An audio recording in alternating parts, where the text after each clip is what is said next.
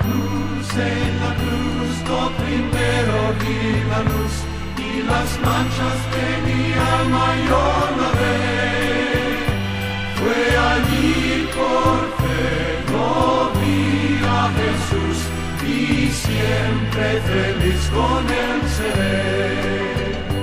Debió el pecado, fui a Jesús, mostréle mi dolor. De abrir sus Biblias a Segunda de Crónicas, capítulo 20. Y quiero indicar que yo, por lo menos por lo regular, cuando predico, cubro 1 o 2 versículos. A veces me atrevo 4 o 5. Hoy me voy a tratar de cubrir 23 versículos. Así que si estamos aquí hasta las 12 de la noche, está bien. No, solo quiero hacer unos pocos puntos, pero creo que es importante cubrir la escritura completa. Esta es la palabra de Dios. Pasadas estas cosas, aconteció que los hijos de Moab y de Amón, y con ellos otros de los amonitas, vinieron contra Josafat a la guerra. Y acudieron algunos y dijeron aviso a Josafat, diciendo: contra ti viene una gran multitud del otro lado del mar y de Siria, y aquí están en Hazet Tamar, que es en Engadi. Entonces él tuvo temor, y Josafat humilló su rostro para consultar a Jehová, y hizo pregonar ayuno a toda Judá. Y se reunieron los de Judá para pedir socorro a Jehová, y también de todas las ciudades de Judá vinieron a pedir ayuda a Jehová. Entonces Josafat se puso en pie en la asamblea de Judá y de Jerusalén, en la casa de Jehová, delante del atrio nuevo, y dijo: Jehová, Dios de nuestros padres, ¿no eres tú Dios en los cielos y tienes dominio sobre todos los reinos de las naciones? ¿No está en tu mano tal fuerza y poder que no hay quien te resista? Dios nuestro, ¿no echaste tú los moradores de esta tierra delante de tu pueblo Israel, y la diste a la descendencia de Abraham, tu amigo, para siempre? Y ellos han habitado en ella, y te han edificado en ella santuario a tu nombre, diciendo: si mal viniere sobre nosotros, o espada, o castigo, o pestilencia, o hambre, nos presentaremos delante de esta casa y delante de ti, porque tu nombre está en esta casa. De casa de nuestras tribulaciones clamaremos a ti, y tú nos oirás y salvarás. Ahora pues, he aquí los hijos de Amón y de Moab, y los del monte de Sir, a cuya tierra no quisiste que pase Israel cuando venía de la tierra de Egipto, sino que se apartase de ellos y no los destruyese. He aquí ellos nos dan el pago, viniendo a arrojarnos de la heredad que tú nos diste en posesión. Oh Dios nuestro, ¿no lo juzgarás tú?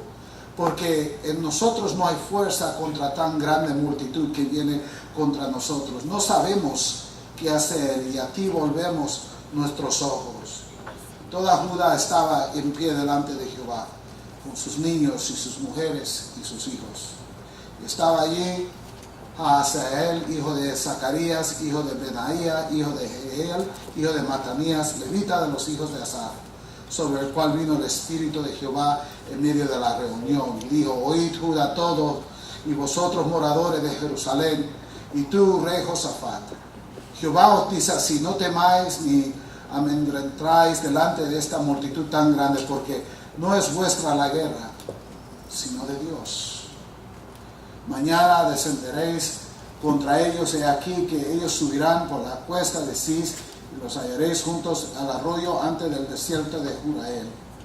No habrá para que peleéis vosotros en este caso. Paraos, estad quietos, y ver la salvación de Jehová con vosotros. Oh Judá y Jerusalén, no temáis ni desmayéis. Salid mañana contra ellos, porque Jehová estará con vosotros. Entonces Josafat se inclinó rostro a tierra, y asimismo toda Judá, todos los moradores de Jerusalén, se postraron delante de Jehová y adoraron a Jehová. Y se levantaron los levitas de los hijos de Coat y de los hijos de Corre para alabar a Jehová, el Dios de Israel, con fuerte y alta voz. Y cuando se levantaron para la mañana, salieron al desierto de Tecoa. Y mientras ellos salían, Josafat estando en pie, dijo: oídme, Judá y moradores de Jerusalén, creed en Jehová vuestro Dios y estaréis seguros, creed a sus profetas y seréis prosperados. Y habido consejo con el pueblo, puso a algunos que cantasen y alabasen a Jehová vestidos de ornamentos sagrados, mientras salía la gente armada, y que dijesen: glorificad a Jehová, porque su misericordia es para siempre. Y cuando comenzaron a entonar cantos de alabanza, Jehová puso contra los hijos de Amón, de Moab y del monte de Sir las emboscadas de ellos mismos que venían contra Judá, y se mataron los unos a los otros. Porque los hijos de Amón y Moab se levantaron contra los del monte de Sir para matarlos y destruirlos. Y cuando hubieron acabado con los del monte de Sir, cada cual ayudó a la destrucción de su compañero. Que Dios bendiga su santa palabra. Oremos. Que voy a predicar al Señor. Y por la última casi mes y medio he orado y buscado al Señor qué predicar. Y llegó el jueves pasado y todavía no estaba seguro. Y estaba yo un poquito alarmado delante de la presencia de Dios. Dios, me están esperando el domingo, te tienes que apurar. Dios viene cuando Él quiere venir, ¿verdad que sí? Y el jueves me dio el tema. Y no es un tema que yo hubiera escogido por sí mismo. Quería yo venir a predicar algo de qué bonito es la iglesia, o el cuerpo corporativo de Cristo, o algo semejante, algo que salgamos todos diciendo sí, pero el Señor me puso en el corazón hablar de una teología del sufrimiento. Es verdad que en un grupo como este, de tantas personas, es imposible que no haya alguien aquí que no esté sufriendo. Y si usted ha sido cristiano por un tiempo, usted ha sufrido mucho por la causa de Cristo, si realmente ama a Dios. Entonces hoy mi propósito es dar una teología de qué es el sufrimiento y cómo debemos, como cristianos, cuando llegue a esos tiempos a nuestra vida, comportarnos. Entonces quiero comenzar con una confesión. Hace unos años atrás pasé por una gran tribulación en mi propia vida, en la cual, para mi propia vergüenza, perdí la esperanza y perdí mi enfoque en Dios. Sabemos que pastores son humanos y que tienen sus tiempos difíciles. Leí esta semana de un pastor que tomó su propia vida siendo pastor de una iglesia. Es algo increíble cuando uno pierde el enfoque en Dios y viene la depresión, o vienen las tribulaciones, o viene el problema y el cristiano pierde su enfoque en Dios. Me di de cuenta durante este tiempo que yo, como pastor y como hombre de Dios, conocía todos los tópicos de éxito que se encuentran en las Escrituras, pero no sabía los detalles para emprender una campaña ganadora durante esos tiempos. Sabía los versos como Romanos 8:28. Todos lo sabemos, cuando alguien está sufriendo es nuestro favorito verso para tirar. No te preocupes, todas las cosas trabajan por bien. Dios está contigo, para aquellos que aman con Dios. Y esas cosas son ciertas, no queremos disminuirlas, pero enséñame cómo agarrarme de esas promesas, enséñame cómo llegar al punto donde esas promesas parecen realidad en mi vida. Eso es lo que yo necesitaba y no sabía cómo hacer. Como cristianos, a menudo se nos dice cosas así: Dios está contigo, Él nunca te deja, Él siempre estará contigo, todo trabaja para bien.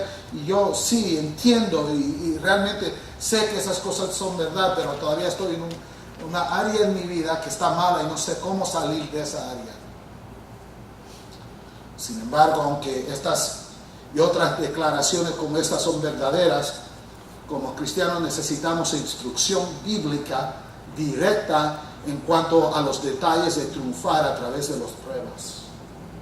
Debido a este momento en mi vida, Dios ha impresionado profundamente en mi propio corazón la creencia que la mayoría de los cristianos no saben cómo manejar pruebas significativas como parte de sus vidas cristianas diarias.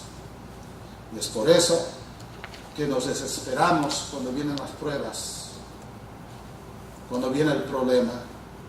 Culpamos a Dios. No sé si ha hablado con un cristiano así: Dios ya no me quiere, Dios se olvidó de mí. Es posible que usted ha pensado cosas así también en sus problemas. ¿Dónde está Dios? Estos pensamientos que son de blasfemia entran en nuestros corazones. Perdemos la fe y pasamos por periodos de desalientos en nuestras propias vidas. Y esto es porque no hemos enseñado a la gente cómo sufrir. Hoy, por la gracia de Dios, me esforzaré por llevarlos a través de los detalles específicos descritos en este pasaje. Es mi esperanza de que al fin de este servicio todos sepamos el camino de la victoria durante tiempos problemáticos. Veremos entonces el versículo 1 y 2. Pasadas estas cosas, dice la palabra de Dios, aconteció que los hijos de Moab y Amón y con ellos otros de los amonitas vinieron contra Josafat a la guerra, y acudieron algunos y dieron aviso a Josafat diciendo: contra ti viene una gran multitud del otro lado del mar y de Siria, y aquí están en Haset Tamar, que es en Engadi. Todos podemos recibir malas noticias en cualquier momento de nuestras vidas. Josafat, si leen el capítulo 19, fue reprendido por el Señor en el versículo 1 al 3. En el versículo 4, al final del capítulo, Josafat empieza a buscar de Dios de una manera tan grande que él apunta jueces para enseñar la palabra de Dios y para asegurarse que la gente de Dios esté caminando con Dios. Todo está yendo maravillosamente. La gente está amando al Señor. La gente y el corazón de la gente está acudiendo al Señor. Y él está mirando esto y él está muy contento con lo que ve. Y viene entonces alguien y le trae noticias. Hay un gran ejército que ha venido para destruirte a ti y a tu pueblo. Y están localmente, vamos a decir, ubicados, llegaron de sorpresa y aquí están. Una situación calamitosa le acontece a Josafat. Josafat se le dice que los enemigos se han alineado para su destrucción. El número de los enemigos es incontable. Eran 3 naciones juntas con un propósito. La tormenta perfecta de números y circunstancias viene contra él. Al igual que Job, Josafat recibe estas malas noticias. Si recuerdan a nuestro hermano Job en la palabra de Dios, él recibe la noticia que sus hijos han muerto, sus riquezas se van, todo lo que él tenía se ha destruido, y su esposa viene y dice: ¿por qué no maldices a Dios y te mueres? Y ya maldice a Dios y olvídate de todo. Es en la situación en que Job está, se encuentra en el libro de los primeros capítulos de Job, y es la situación en que se encuentra Josafat. Vienen las malas noticias. El pueblo está aquí, el ejército está grande, está más grande que nosotros, está al tanto de que están bien cerca, están en la propia propiedad de Israel, no hay tiempo para hacer algo, y Josafat recibe esta noticia. Al igual que los discípulos en la barca, se recuerda, a veces nos encontramos en medio de una tormenta increíble, con Cristo aparentemente en ninguna parte. ¿Se recuerdan? Los discípulos en el barco, ¿quién los mandó en el barco? Pues Cristo. Le dijo: múntense en el barco, váyanse al otro lado. Él subió al monte y empezó a orar. Y la palabra de Dios nos dice que Cristo estaba orando por ellos y que los veía. Es imposible lo que dice la palabra de Dios. ¿Cómo va a ver Cristo de un monte al mar en una tormenta a estos discípulos? No lo estaba viendo con ojos humanos, lo estaba viendo con ojos espirituales. Estaba orando por ellos, Él los estaba cuidando, aunque ellos no sabían. Vino la tormenta de cuyo, vamos a decir, Cristo los mandó. Estoy seguro que ellos como personas que sabían pescar y sabían conducir esos barcos, al principio dijeron: esto está bien, esto está bajo control, nosotros sabemos qué hacer. Pero cuando la tormenta siguió toda la noche, dice la palabra de Dios que en la mañana ellos llegaron al punto donde dijeron: vamos a morir. Y en ese instante, cuando ellos se rindieron, viene nuestro Cristo caminando en el agua hacia ellos. Es algo increíble cuando leemos la palabra de Dios. Y hay veces en tu vida donde va a haber problemas y va a haber humo, va a haber fuego, va a haber todo. Y vas a estar: ¿dónde está Dios? Y Dios está esperando que te rindas para Él venir y salvarte. Es lo que le ocurrió a los discípulos, esto es lo que le está ocurriendo a Josafat. Este fue un ataque furtivo y exitoso. En ocasiones las pruebas se enfocarán de manera espectacular y inesperada. Los enemigos están a un 36 millas de distancia de Judá. 36 millas. Y en el territorio de Israel. No se puede formar una estrategia ganadora o preparar a un ejército para resistir. Esta es una gran amenaza. Efectivamente están indefensos. ¿Qué debemos hacer, amados hermanos? Cuando estamos sorprendidos, rodeados, presionados y abrumados por las pruebas. ¿Qué se hace durante esos tiempos oscuros, cuando las tinieblas parecen que nunca se van a ir y que el día nunca van a ser? ¿Qué debemos hacer cuando llegan estos problemas? Bueno, lo que tenemos que hacer en el versículo 3 al 5, empieza la palabra de Dios. Entonces él tuvo temor, le dio miedo. Y Josafat se humilló su rostro para consultar a Jehová y hizo pregonar ayuno a toda Judá. Y se reunieron los de Judá para pedir socorro a Jehová, y también de todas las ciudades de Judá vinieron a pedir ayuda a Jehová. Entonces Josafat se puso en pie en la asamblea de Judá y de Jerusalén, en la casa de Jehová, delante del atrio nuevo. ¿Qué es lo que notamos primero? Que a Josafat le dio miedo. Le dio miedo. Es una reacción natural que tenemos cuando hay problemas. Él le dio miedo. No sé si a usted como cristiano alguna vez le ha dado miedo.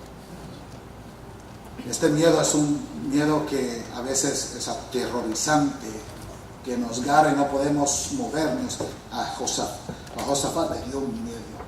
Le entró este miedo. Miró las circunstancias, miró los números, miró qué imposible era, miró que su gente iba a ser toda asesinada y matada, miró que Judá iba a ser destruida, miró que el santuario de Dios iba a caerse, miró todo. Sabía que la situación era imposible para él.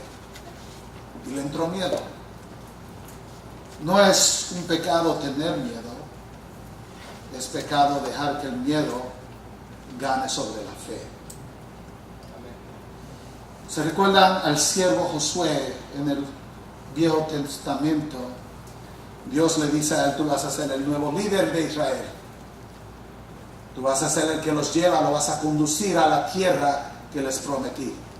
Levántate y sigue en los caminos de Moisés.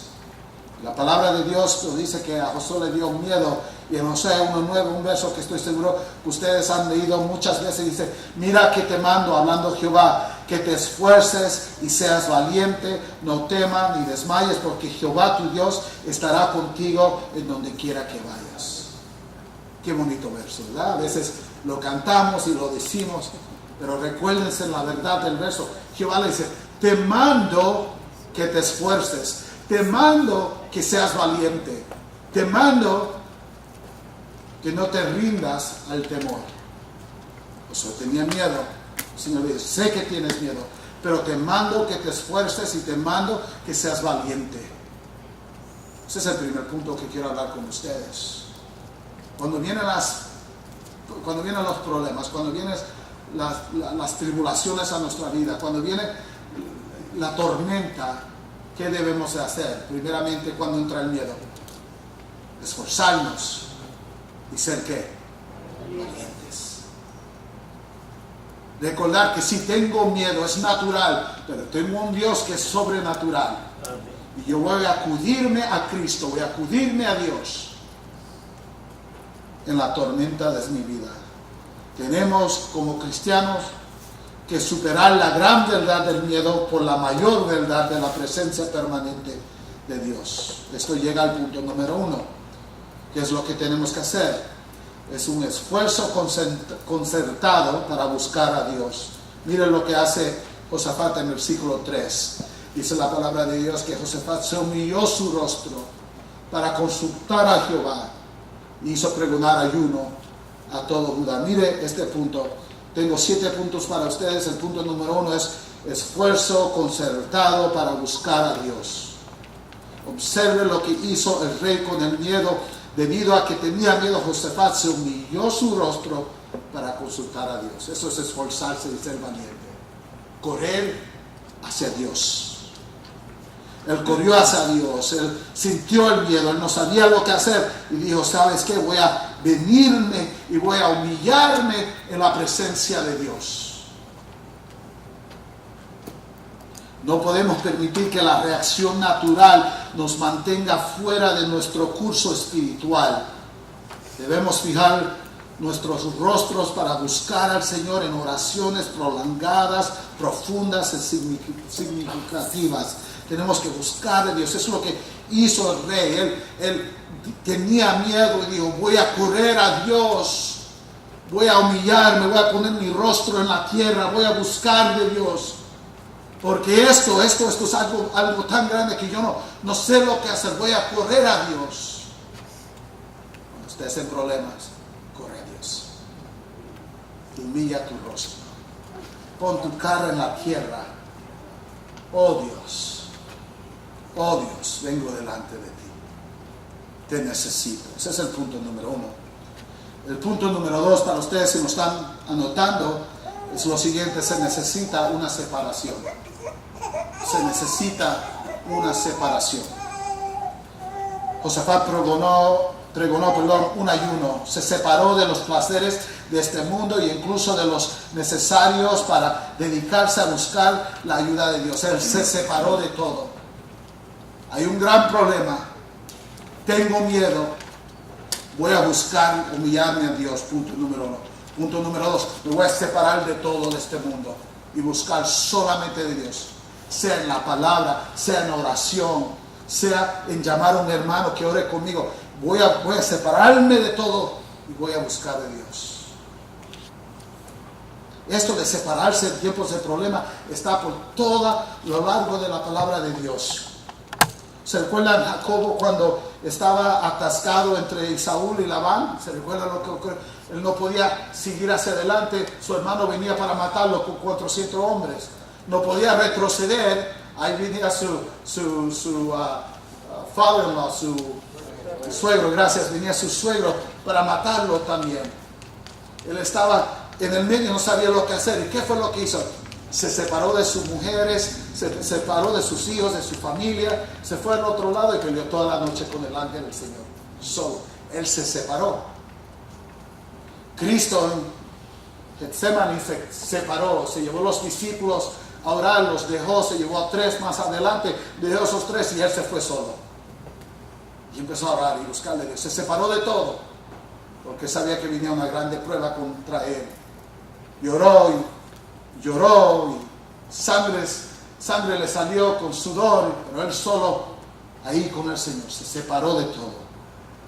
Pablo durante el juicio con un mensajero de Satanás, cuando él dijo, 3 veces me he separado y 3 veces he orado con Dios y he buscado de Dios durante ese tiempo, me he separado de todo para buscar a Dios alivio en este problema. Los ninivitas, cuando oyeron el mensaje de la destrucción, el rey pregonó un ayuno. ¿Se recuerdan? Nadie comía, hasta los animales, pobres animales no comieron. Se separaron todos a buscar de Dios.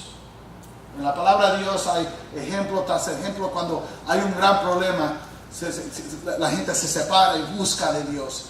Cuando tienes problemas en tu vida, tienes que realizar que tienes miedo, tienes que correr, humillarte. Punto número 1, en la presencia de Dios. Y el punto número 2, tienes que ¿qué? Separarte, buscar de Dios. Tienes que luchar con el ángel si tienes que luchar. Tienes que estar en la presencia de Dios. Y si de aquí no me voy, como dijo Jacobo, hasta que tú no me bendigas. Aquí me quedo delante de tu presencia. Te necesito, Dios. Ese es punto número 2. El punto número 3 se encuentra en los versículos 6 al 12. Me esfuerzo para buscar de Dios, me separo de todo. ¿Y qué hago cuando estoy separado? Empiezo a orar de una manera significativa, de una manera esencial. Empiezo a orar, buscar del Señor. Mira el versículo 6. El versículo 6 dijo: Jehová, Dios de nuestros padres, ¿no eres tú Dios de los cielos y tienes dominio sobre todos los reinos de las naciones?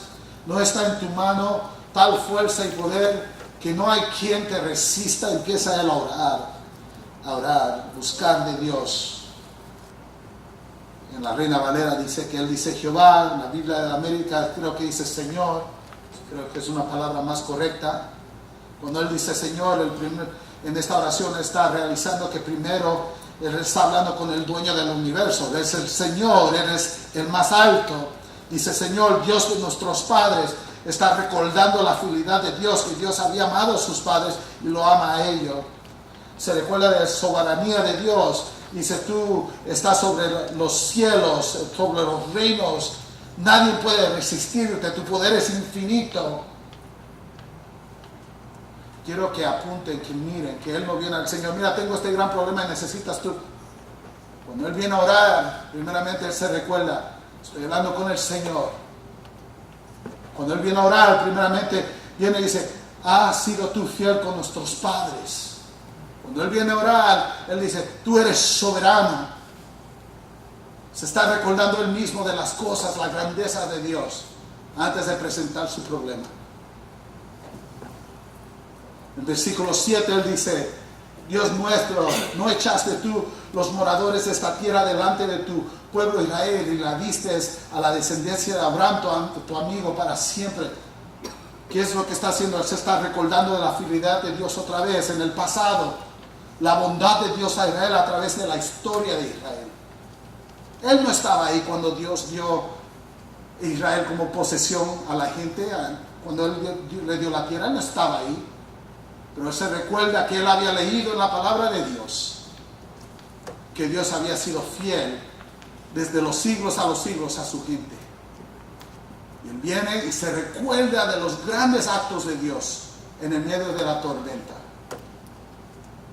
Si usted nunca quiere pecar contra Dios en un problema otra vez, pare y recuerde cuán fiel ha sido Dios con usted. Si Dios le ha amado tanto que lo ha salvado mediante a Jesucristo, si la sangre de Cristo, que es tan preciosa, la ha cubrido a usted, ¿cómo Dios se va a olvidar de usted ahora? Es imposible.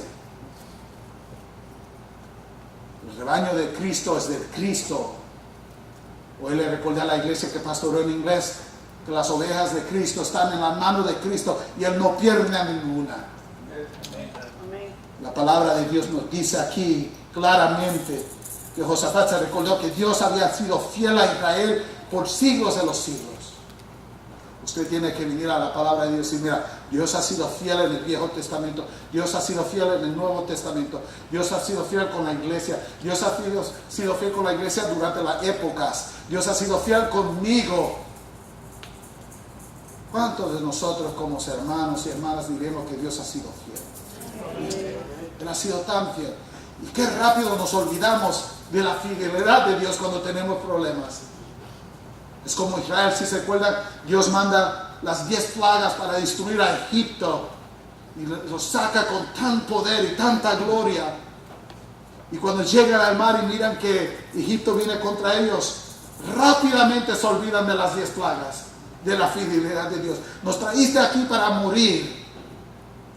Dios abre el mar, pasan en los secos, llegan al otro lado, empiezan a cantar, se recuerdan la canción, ¿verdad? Oh, la grandeza de Dios. Unos días después, nos traíste aquí para morir de sed. Dios le da agua, todo está bien. Unos momentos después, ¿dónde está la carne? ¿Dónde está la comida? Qué rápido se olvidaban de la fidelidad de Dios. Qué rápidos somos, amados, de olvidarnos en los tiempos difíciles. Por eso yo les voy a decir a ustedes que deben tener un librito donde ustedes apuntan todas las cosas que Dios ha hecho. Y en esos tiempos de problema empieza a leer. Oh, la fidelidad de Dios. Cantamos el himno con el pastor y con el hermano. Tu gran fidelidad. Oh Dios, tu fidelidad, tu fidelidad. Y si me has amado tanto en el pasado, ¿cómo no me vas a amar ahora y en el futuro? Amados, tenemos que recordar la fidelidad de Dios. Note que el rey sabía las escrituras, como dijo el hermano Nelson, el pastor, que las escrituras hablan. Él fue a las escrituras para recordar la grandeza de Dios. En el versículo 8 y 9 hay un recordatorio de que estaban bajo pacto con Dios. Mire, el versículo 8 y 9 dice la palabra de Dios: y ellos han habitado en ella, hablando de Israel, y te han edificado en ella un santuario a tu nombre, diciendo, si mal viniere sobre nosotros, o espada, o de castigo, o pestilencia, o hambre, nos presentaremos delante de esta casa y delante de ti, porque tu nombre está en esta casa. Y a causa de nuestras tribulaciones, clamaremos a ti, y tú nos oirás y salvarás. ¿Qué es lo que está diciendo Dios? Estamos bajo pacto contigo. Tú has hecho promesas. Tú nos dijiste que si edificamos un santuario a tu nombre, si hay problemas, si vinimos, nos arrepentimos, que tú nos ibas a librar. Dios, estoy recordando tu pacto. Quiero indicarles a ustedes que nosotros tenemos pacto con Cristo. Que Dios nos amó tanto que dio a su Hijo para que Él brotar la sangre por nosotros. Y que Cristo dijo que voy a preparar un lugar para que donde yo esté, ustedes también estén conmigo para siempre. Dios ha hecho pacto con nosotros, amén. Pactos increíbles. Y Dios no está en el negocio de olvidarse o de mentir como un hombre. Josafat se recuerda del pacto con Dios. En el versículo 10 y 11 el rey presentó entonces el problema tal como era el Señor. Mire cuando Él viene a presentar el problema. ¿Qué es la primera cosa que nosotros hacemos en el medio de la tribulación? Venir llorando delante de Dios. Dios, ayúdame. Dios, mira. El primero se recordó quién era Dios, la grandeza de Dios, la soberanía de Dios, el pacto de Dios, las bendiciones de Dios, lo que Dios... Y ahora dice, ahora que me he alineado, ahora que el temor ha huido de mi vida, ahora te quiero presentar el problema tal y como es. Ahora puede ser aquí los hijos de Amón y de Moab y los del monte de Seir, a cuya tierra no quisiste que pase Israel cuando venían de la tierra de Egipto, sino que apartarse de ellos y no les destruyese. Aquí ellos nos dan del pago, viniendo a arrojarnos de la heredad que tú nos diste en posesión. Mira cómo pagan tu grandeza estos pecadores, Dios. Tú no nos dejaste a nosotros destruirlos. Tú dijiste que vayamos alrededor y no pasemos por su tierra. Tú nos recordaste que somos familia. Y mira cómo ellos nos tratan a nosotros. Te tratan a ti por tu gran bondad. Ese es el problema. Te recuerda el problema. Él trae el problema y se lo pone plenamente en frente del Señor. En el versículo 12 el rey admite lo que tenemos que admitir en cualquier problema en nuestras vidas, en tinieblas. Él admite su debilidad, su impotencia. Las pruebas son espirituales y en Él, igual que nosotros, no hay fuerza. Mira lo que Él dice en el versículo 12. Si ustedes les gustan subrayar sus Biblias, este sería un versículo para subrayar. Miren lo que dice en el versículo 12. Oh Dios nuestro, no les buscarás tú, porque en nosotros no hay fuerza contra tan grande multitud que viene contra nosotros. No sabemos qué hacer, y a ti volvemos nuestros ojos. Si usted quiere estar bien con el Dios Santo, si usted quiere en tiempos de problemas estar bien, tiene que hacer lo que estamos hablando, tiene que venir y esforzarte para buscar a Dios. Te tienes que separar, tienes que orar como estamos orando, como está orando el rey aquí, y tienes que admitir algo. Es impotente. ¿Qué queremos hacer cuando hay un problema financiero? Sacar la tarjeta de crédito, ¿verdad que sí? El Mastercard salva todos los problemas, no crea más problemas de lo que había antes. ¿Qué hacemos con nuestros problemas? Vinimos y tratamos de resolver los problemas en nuestras propias fuerzas. ¿Y qué hacemos? Hacemos el problema triple veces peor de lo que estaba cuando empezó. No sé si usted ha aprendido esta lección, yo la he aprendido muchas veces en mi vida. Pero Él viene y dice, Señor, ¿qué podemos hacer? Mira, es un ejército tan grande, no podemos pelear con ellos, no tenemos estrategia, no tenemos tiempo, somos impotentes, somos débiles, no tenemos fuerza. ¿Qué vamos a hacer, Dios?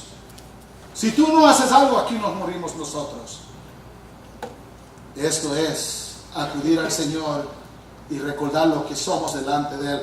Efesios 6:12 nos recuerda ampliamente que Nosotros no estamos peleando una batalla natural, dice la palabra de Dios en Efesios, porque no tenemos lucha contra sangre y carne, sino contra principados, contra potestades, contra los gobernadores de las tinieblas de este siglo, contra huestes espirituales de maldad en las regiones celestes. Esa es la pelea que estamos peleando.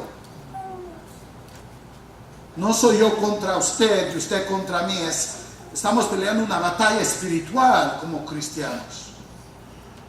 Tenemos que recordar que la batalla espiritual y acudir a Dios. Ese es el tipo de oración que miramos en el versículo 6 al 12. Es una oración hermosa, ¿verdad que sí? El versículo 13 nos enseña el punto 4. Si está notando, el punto 4 es devoción total. Mire el versículo 14. Dije 4, perdón, 13. Mire el versículo 13. Y toda Judá estaba en pie delante de Jehová, con todos los niños y sus mujeres y sus hijos. Devoción que total. Durante estos tiempos usted tiene que estar con su devoción total con Dios, de su esposa, sus hijos, todos delante de Dios. Lo que Dios le ha dado a usted, todo a servir a Dios, todos a buscar a Dios.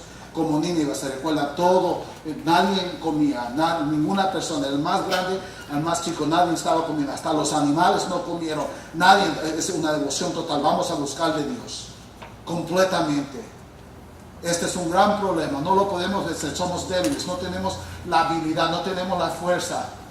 Vamos a acudirnos a Dios, vamos a orar a Dios, vamos a separarnos de todos en total, con toda la devoción que tenemos. Buscar a Dios en medio de nuestros problemas. Qué diferente si hubiéramos hecho eso en nuestras vidas en esos tiempos oscuros. Qué diferencia puede ocurrir con un pueblo que conoce al Señor de tal manera. Hay un punto cuando entonces Dios empieza a hablar a través de su palabra.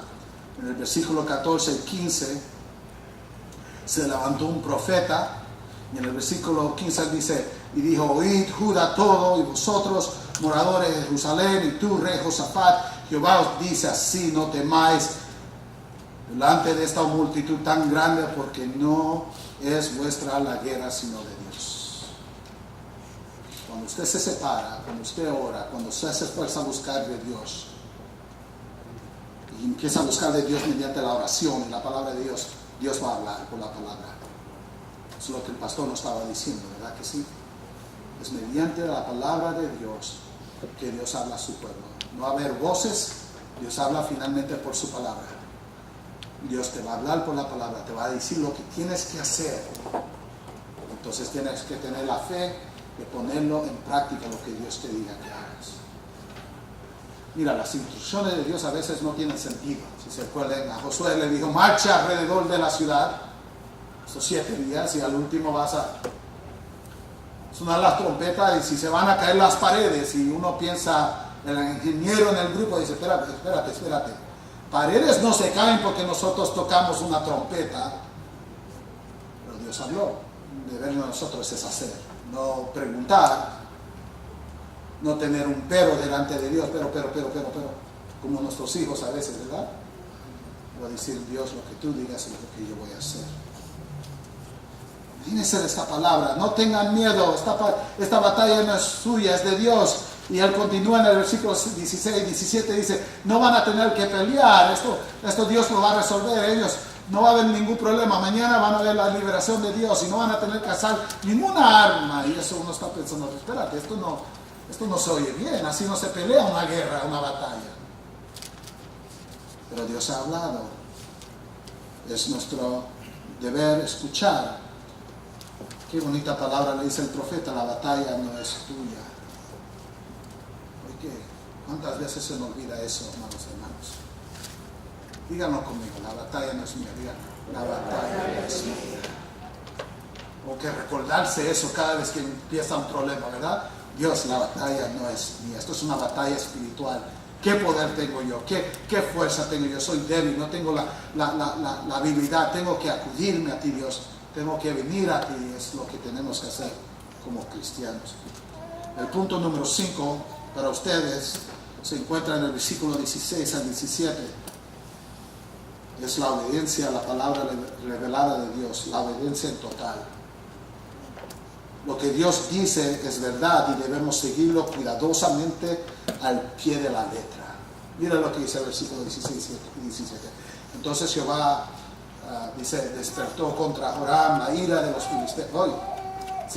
La ira de los filisteos, de los árabes. Y dice, no, perdí el capítulo, perdónenme hermanos. Aquí estamos. Volteé 2 páginas. Mañana descendáis contra ellos y aquí que ellos subirán por la cuesta de Cis y los hallarás junto al arroyo antes del desierto de Jurael. No habrá para que peleéis vosotros en este caso. Paraos, estar quietos y ver la salvación de Jehová con vosotros, oh Judá y Jerusalén. No temáis, no desmayáis, salid mañana contra ellos, porque Jehová estará con vosotros. Y esa es la palabra de Dios a ellos. Como cristianos es imperativo que comprendamos que nuestra liberación proviene del Señor. La liberación puede venir en una variedad de formas. En esta causa, Dios le dice, este va a ser un milagro. Ustedes no van a tener que hacer nada. Quédense quietos, mirad la liberación de Dios. Eso ocurre a veces en la palabra de Dios. Pero recordamos a Daniel y sus amigos, los amigos de Daniel, a través de la prueba Dios los liberó. Ellos fueron tirados, los amigos de Daniel, al fuego. Aquí al rey Josafat Dios le hizo un milagro, nada va a acontecer. A los amigos de Daniel, la palabra de Dios, sí lo tiraron al fuego y Dios los libertó. Y hay otra manera en que Dios nos liberta a veces de las pruebas, es lo que yo llamo la liberación definitiva, es el dar la vida por la causa de Cristo, como Esteban. Esteban fue libertado, Dios se lo llevó a la casa. Cristo parado, listo a recibirlo. Dios a veces dice, no vas a tener que hacer nada. Y la tormenta que era tan grande como los discípulos cuando estaban en el barco y Cristo llamó paz sobre la tormenta se desvaneció y no quedó nada y ellos estaban, ¿y quién es este que manda hasta las olas y el viento? A veces Dios liberta de esa manera. Yo he tenido tiempo en mi vida donde yo no sabía lo que iba a ocurrir, de momento el problema se fue, tal y como vine. Digo, ¿de dónde fue? Esa es la libertación milagrosa de Dios. Hay tiempos en mi vida donde yo he tenido que ir por el medio del horno, pero el Señor me saca y soy más puro por haber pasado por esas cosas. Gloria a Dios. Eso ocurre también. Y hay veces en la palabra de Dios, durante la historia del cristianismo, donde la gente ha sido libertada por medio de la causa de la muerte. Gloria a Dios. Esta vida no nos pertenece a nosotros. Como sea que Dios nos liberta. Amén. Y amén. Punto número 6 para nosotros es confiar o dudar. Miren el versículo 18. Entonces Josafat se inclinó su rostro a tierra y asimismo todo Judá y los moradores de Jerusalén se postraron delante de Jehová y adoraron a Jehová. El profeta le dice, Dios va a hacer todo, no van a tener que pelear, no hay problema, levantaos, vayan mañana, todo va a estar bien, no se preocupen, duerman bien. Es difícil recibir una palabra así, con un gran problema, ¿no? Es difícil decir, ok, todo está bien. Ese ejército algo va a pasar, Dios. Note que Dios solo da la promesa de la libertación, no le enseña los detalles de la libertación. Muchas veces Dios actúa así. Él te dice algo, pero no te dice cómo lo va a hacer. ¿Por qué? Porque Él es Dios. Tú solo tienes que confiar en Dios, confiar en su palabra. ¿Qué es esto de Romanos 8:28? Regresamos a ese versículo. ¿Qué es esto de que, y sabemos que a los que aman a Dios, todas las cosas les ayudan a bien? Esto es a los que conforme a su propósito son llamados. ¿Qué es esto? Es la verdad de Dios. Cuando me separo, cuando me esfuerzo a buscar de Dios, cuando me separo, cuando empiezo a buscar de Dios en oración y en la palabra de Dios, cuando Dios habla mediante su palabra, entonces tengo que confiar en la palabra de Dios y no dudar. Es cuando puedo recibir Romanos 8:28 a este punto, porque he preparado mi corazón para recibir Romanos 8:28. A este punto es cuando venimos, tenemos que decir, Vamos a recibir la palabra de Dios impartida en la forma de su promesa de cumplir. Debemos ser vencidos con gratitud y confianza. Es cierto que todas las cosas trabajan por bien. Es difícil creerlo a veces. Amén. Sí.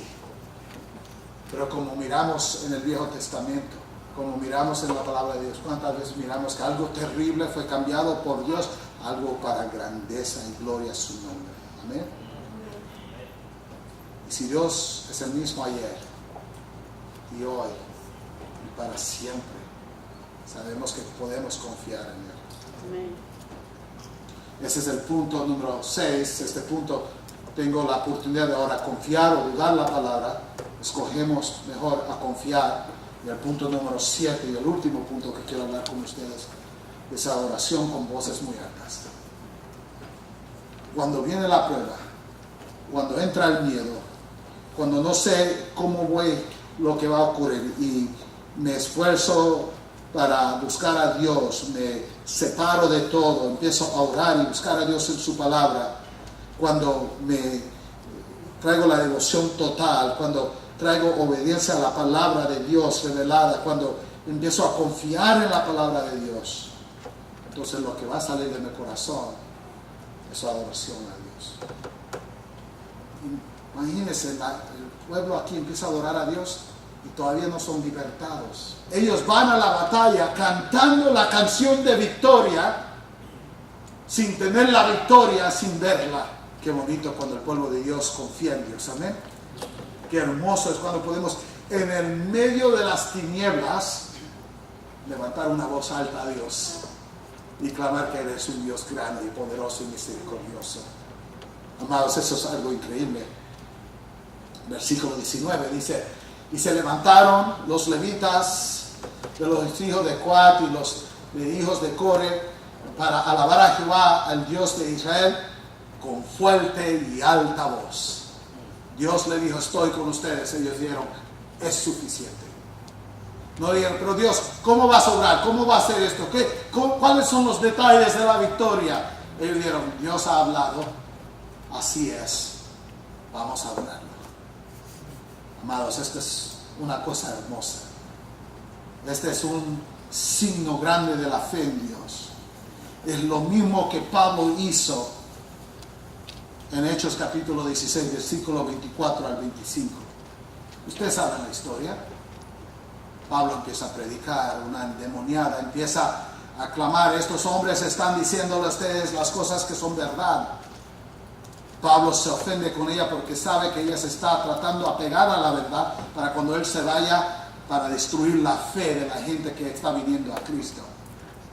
Pablo se voltea y echa el demonio de esta muchacha afuera y ella es libertada. Pero los dueños de esta esclava se ofendieron con Pablo. Ella le hacía mucho dinero por sus divinaciones. Le arrestaron a Pablo, se recuerdan, y la palabra de Dios dice que lo trataron horriblemente, le quitaron toda la ropa, lo desnudaron casi. Imagínense qué vergüenza en cualquier cultura, pero especialmente esa, delante de toda la ciudad, y le empezaron a pegar a Pablo. Lo golpearon hasta que no podían golpearlo más.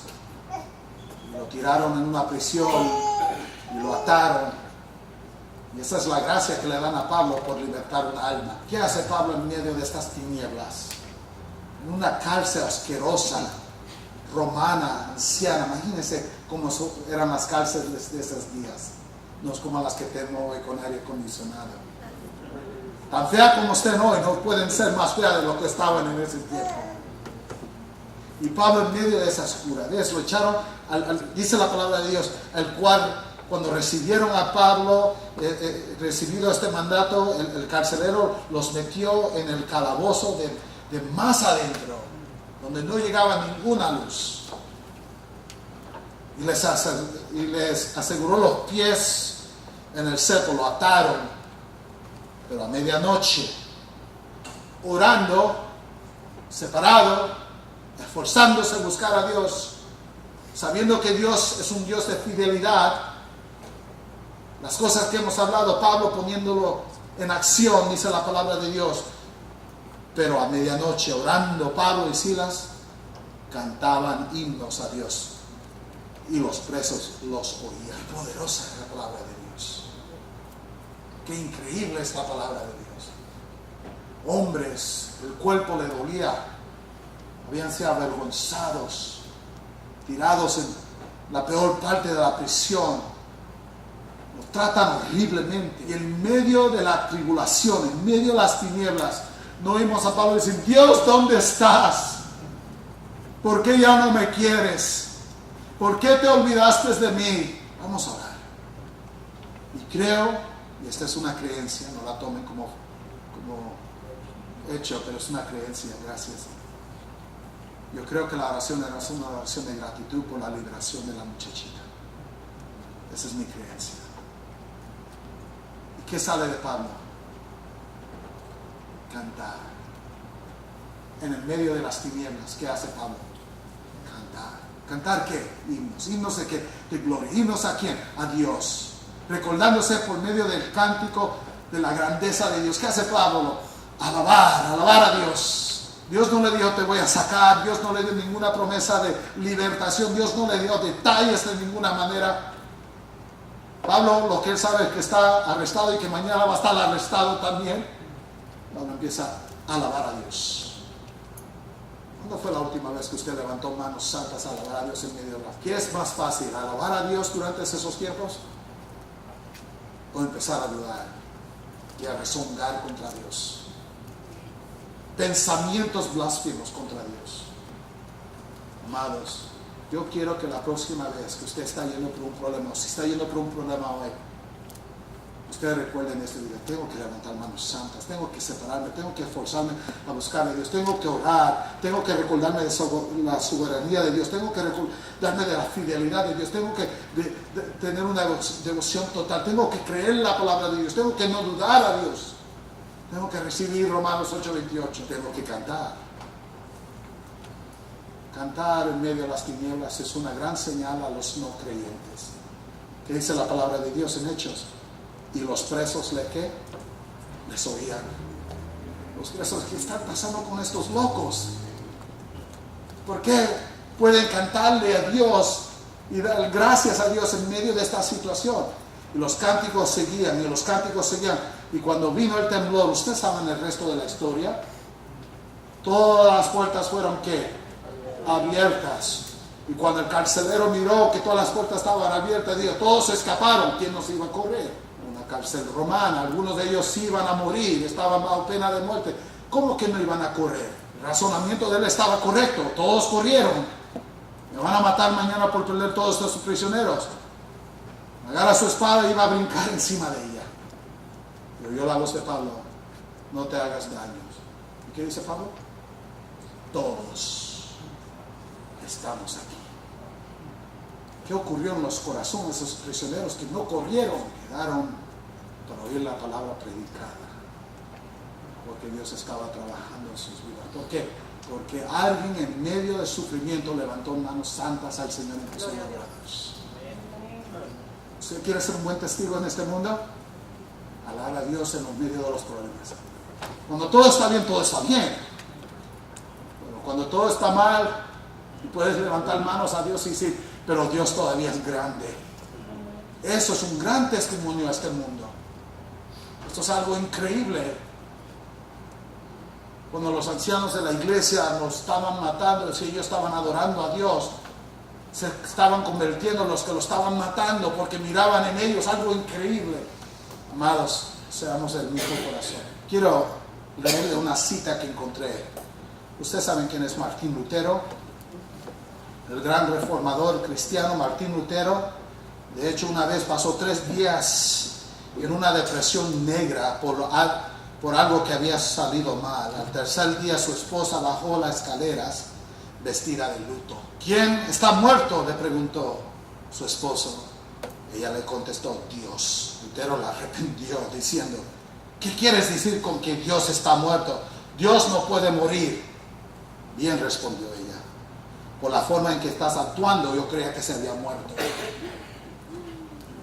Amados, no queremos dar ese ejemplo a este mundo. Que ellos miren y dicen: tú sí, alabas a Dios cuando todo está bien, pero mira Tu vida ahora no está bien y mira cómo te estás comportando, como que si Dios se murió. Ellos tienen que ver a Dios en todo lo que hacemos. Y más significativo es cuando ven a Dios en medio de nuestras pruebas. Quiero cerrar con dos cositas, si me permiten. Yo sé que he hablado por un buen tiempo aquí. Versículo 20, nuevamente nos enseña que tenemos que recordar. Miren el versículo 20. Y cuando se levantaron por la mañana, salieron al desierto de Tecoa, y mientras ellos salían, Josafat, estando en pie, dijo: oídme Judá y moradores de Jerusalén, creed en Jehová vuestro Dios, y estaréis seguros, creed a sus profetas y seréis prosperados. Dios ha hablado, dice él. Ellos dicen sí, dicen vamos a creerle a Dios. Marchemos hacia la batalla sabiendo que no vamos a tener que pelear, porque Dios dio la promesa de la liberación milagrosa en este instante. Dice, creed a Dios. Tenemos que creer, hermanos, a Dios. Tenemos que creer a sus profetas, la palabra de Dios, para que podamos establecernos inmovibles. Tenemos que creer en su palabra para que podamos tener éxito. En el versículo 22 al 23, ¿qué sucede cuando alabamos y no nos quejamos? Dios liberta.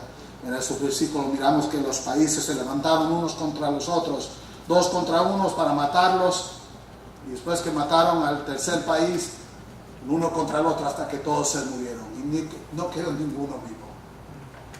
¿Cómo es que todos se mataron y nadie quedó? ¿Qué pleito pasó en ese campo? No sé ¿quién le robó a alguien su panqueque o algo? Algo pasó.